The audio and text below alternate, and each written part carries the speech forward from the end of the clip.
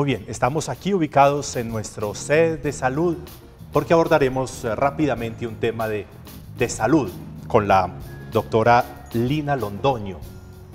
Buenas tardes, padre. ¿Cómo te ha ido? Muy bien, muchísimas gracias. Qué bueno. ¿Qué es eso de la fluorosis? Bueno, la Yo fluorosis... eso no lo había oído mencionar. Nunca. Nunca. Para hablar de fluorosis, primero hay que tener en cuenta qué es el flúor. Sí. El flúor es un mineral natural que encontramos precisamente en la corteza terrestre y en toda la naturaleza. Hay muchas fuentes de flúor. Sí. Precisamente hemos escuchado que el agua potable contiene flúor y algunos alimentos que también lo contienen. De hecho, también otra de las fuentes es la crema dental. Hay sedas dentales con flúor y hay otro tipo de elementos como los geles de flúor. Sí. Hablar de fluorosis entonces es abarcar el tema del exceso de flúor. A exceso. Es exceso de flúor. Generalmente se entiende como algo patológico. ¿Por qué? Porque un exceso de flúor puede acarrear consecuencias sobre los dientes y sobre los huesos. El efecto contrario del beneficio que de él queremos obtener, aparte del uso en odontología, porque su principal función en un uso adecuado y una concentración adecuada y una frecuencia también adecuada es evitar o prevenir la caries. Sí. Entonces tiene su efecto benéfico, pero un abuso o un exceso de flúor nos puede acarrear una fluorosis dental o esquelética. Ya, dental o esquelética, esquelética, pelética, peluda. ¿Oíste, doctora? Y las consecuencias entonces de esa fluorosis es el efecto contrario de lo que tendríamos.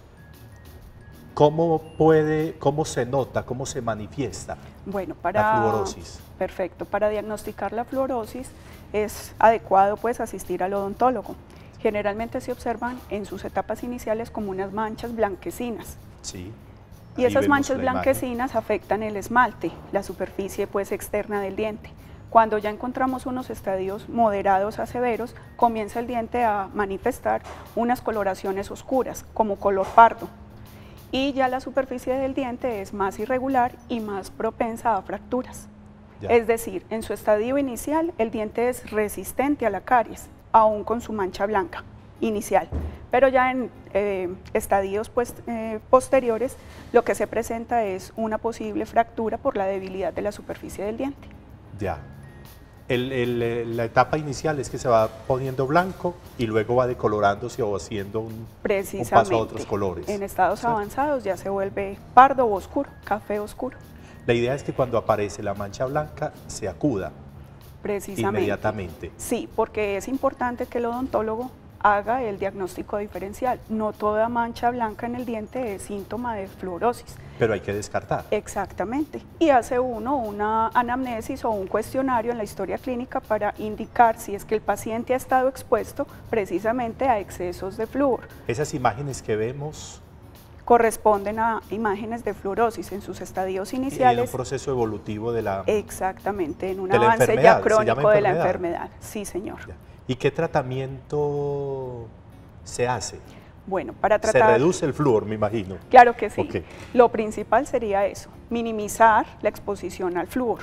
El flúor no es malo, pero en concentraciones inapropiadas sí puede ser nocivo, igual que su frecuencia. Si es muy frecuente el uso o el estar pues como utilizando el flúor genera pues la fluorosis. Entonces para tratarla primero hay que minimizar el riesgo, evaluar muy bien al paciente y determinar qué fuentes de flúor tiene ese paciente. Ya en la parte del tratamiento operatorio o clínico, en la práctica del odontólogo, entramos a determinar si es una mancha inicial, cómo podemos manejarlo por medio de productos blanqueadores, que se utilizarían pues a nivel de consultorio. Y en su defecto, cuando hablamos de un estadio pues tardío, cuando ya la mancha es oscura y cuando ya la parte superficial del diente está afectada, recurriríamos a unas coronas o fundas o cerámicas, es decir, a un tratamiento protésico. Si el agua contiene flúor, entonces no habría necesidad de utilizar cremas con flúor. Bueno, es muy controversial. ¿O no todas las veces? Es muy controversial. ¿Qué sucede? A partir de los años 30 estuvo determinado bajo ciertos estudios el posible uso del agua potable y el flúor dentro del agua potable. Se habla más o menos de 1 parte por millón. Ejemplo, si yo tengo 1.000.000 de granos de arroz, si yo pinto un granito de arroz de negro, ese granito de arroz negro es una parte por millón del resto de granos de arroz. Entonces es una parte por millón de flúor en el agua potable. Si yo al evaluar al paciente sé más o menos a qué ciudad corresponde o vive, pues entonces determinaríamos que ya tiene él el acceso a agua potable con flúor.